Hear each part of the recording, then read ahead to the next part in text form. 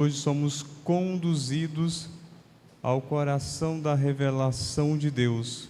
E nos Atos dos Apóstolos, Pedro proclama algo muito decisivo. Deus não faz acepção de pessoas.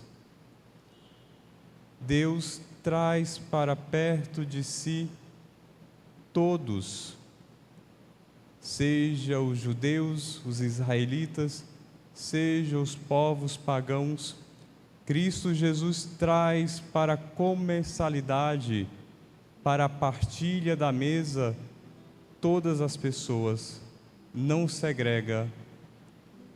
Ele traz para a mesa homens e mulheres, crianças, escravos e libertos, estrangeiros, enfermos, marginalizados. Ou seja, Deus traz para si todos nós. E nós, em nossa realidade, em nossa existência, trazemos as nossas falhas, limitações, as nossas enfermidades conosco, porque somos criaturas de Deus. Nós não somos deuses, porque nós não somos perfeitos. Se formos perfeitos, seríamos como Deus. Não necessitaríamos de um Messias Salvador, porque já não necessitaríamos de mais nada, teríamos tudo, e nada nos seria faltoso, e nós não careceríamos de nada, seríamos autossuficientes, e a nossa realidade não nos revela isso, revela o contrário, que somos pessoas carentes, necessitadas de algo que nos preencha verdadeiramente e eternamente.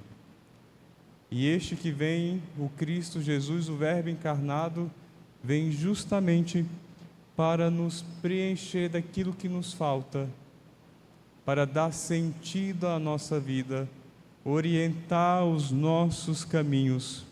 E por isso Deus não faz acepção de pessoas. Ele traz para perto de si cada um de nós. O Papa Francisco fala que a igreja é para todos, todos, todos, diz ele 3 vezes. Ou seja, a igreja é para cada um de nós, para cada uma das realidades que se apresenta desses filhos que adentram os templos, que vêm à busca do encontro com o Senhor. Então a igreja é para todos. Se a igreja é para todos, Deus é para todos. Não nos trata conforme o nosso poder, o nosso dinheiro, os nossos status, mas nos trata como um Pai amoroso que não vê a hora de encontrar com seu filho e colocá-lo em seus braços. Assim é Deus diante de cada um de nós. E meus irmãos, em Jesus o amor de Deus rompe fronteiras, supera exclusões e se aproxima de todos, e especialmente daqueles mais necessitados, dos mais marginalizados. E a gente também não pode esquecer que nós somos muitas vezes veículos de marginalização de outras pessoas. Muitas vezes somos nós que colocamos à beira do caminho os nossos irmãos. E ontem, se eu não estou enganado, eu falava que amar o próximo não é uma opção, mas um mandamento, porque nós escutávamos que devemos amar a Deus e o nosso próximo como nós amamos a nós mesmos. Não foi isso que escutamos ontem para aqueles que participou da Sagrada Liturgia? Então, amar o outro não é uma opção de vida, é um mandamento, é um chamado a ser cumprido em nossas vidas. E amar a todos, até aquelas pessoas que não nos caem tão bem assim, até aquelas pessoas que nós não gostamos, nós somos chamados a amá-las. E aí, iniciamos uma das grandes dificuldades da vida. Porque quando nós não gostamos da pessoa ou de alguém, nós não queremos ela perto da gente. Ou nós evitamos contato com essa pessoa o máximo possível. Não é verdade? E Jesus vai nos falar que devemos amar aqueles que nós não gostamos. E aí está o diferencial do segmento cristão. Porque amar quem nos ama é muito fácil. Seremos iguais a todos os que estão fora deste templo. Seremos iguais a todos e até aqueles que não acreditam no Cristo Jesus. Até aquele que não tem fé. E olha, tem muitas pessoas que não têm fé e têm um coração muito mais acolhedor e caridosos de muitos nós que estamos aqui na igreja, que frequentamos a igreja e conhecemos a palavra de Deus. Então, qual é o nosso diferencial? Se não é seguir aquilo que o Senhor nos fala através dos seus próprios atos e através dos seus discursos de evangelização, através das parábolas, e que nós podemos aprender e colocá-la em nossos corações através do conhecimento daquilo que nos deixam os homens que escreveram, inspirados por Deus, as Sagradas Escrituras. Meus irmãos, eu sempre gosto de dizer, porque para mim é uma realidade às vezes difícil, ser cristão, ser católico, não é fácil, porque muitas vezes devemos remar contra a corrente. Aí também lembramos naquele dia em que os apóstolos estavam dentro do barco e remavam, mas o vento estava contrário e tinham que fazer mais força. E aquele barco praticamente quase não saía do lugar. Muitas vezes ser cristão é assim, remarmos contra as correntes, contra o vento, para que alcancemos aquilo que nós somos chamados a alcançar: a Jerusalém celeste, a vida eterna, porque nós somos peregrinos, somos passageiros, somos filhos e filhas de Deus, destinado às coisas do alto. E para alcançar, muitas vezes é necessário esse esforço que nos pede Cristo.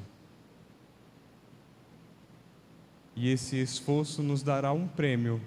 Eu gosto de dizer que é a coroa de glória, aquela que nos será dado no nosso último dia de peregrinação.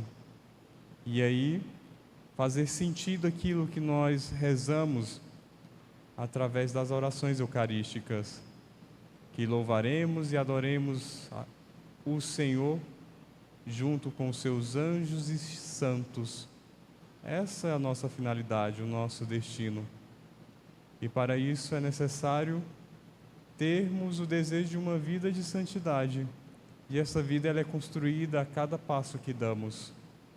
E mesmo que no caminho caiamos, devemos ter a coragem de levantar e continuar o nosso caminho, e lá na frente possamos cair de novo e levantar e continuar. É difícil, mas não é impossível. Talvez para alguns sejam mais fáceis, para outros um pouquinho mais complexos, mas com a perseverança e acreditando, nós alcançamos. Agostinho diz: quem para no caminho retrocede. Então o importante aqui é não parar no caminho, mas caminharmos, independente qual é a velocidade dos nossos passos. Seja um passo mais curto, mais vagaroso, ou um passo mais apressado, O importante é continuar e não parar, para que nós não retrocedamos em nossa vida, em nossa caminhada e em nosso encontro com o Senhor. E no Evangelho que escutamos hoje, ao ser batizado por João, Jesus, o Filho sem pecado, se coloca na fila dos pecadores. Veja a humildade de Jesus. Se coloca na fila dos pecadores. Ele, que era o homem perfeito e é o homem perfeito e sem a mancha do pecado, se coloca na fila dos pecadores para ser batizado. Ele não precisava do batismo, mas quis descer às águas para se solidarizar com a humanidade, ou seja, se solidarizar por cada um de nós. E ali, como nós ouvimos aqui nas Sagradas Escrituras, o céu se abre, o Espírito desce e a voz do Pai proclama: "Este é o meu Filho amado". E é este Filho amado que veio justamente para nos restituir a nossa dignidade, nos dá a possibilidade de reconfigurarmos novamente a imagem do Filho de Deus. E essa é a missão de Jesus. Começa tudo a partir da humildade, não do seu poder. E nós, muitas vezes, queremos começar os nossos caminhos a partir dos nossos poderes terrenos e não da humildade. Então, sigamos o exemplo de Deus, do Verbo encarnado, e a partir da humildade, da simplicidade, possamos continuar a nossa peregrinação e neste caminho encontrarmos com os nossos irmãos e sermos capazes de amar uns aos outros, de nos suportar também, para que cheguemos à nossa finalidade, que é sermos salvos em comunhão. Amém?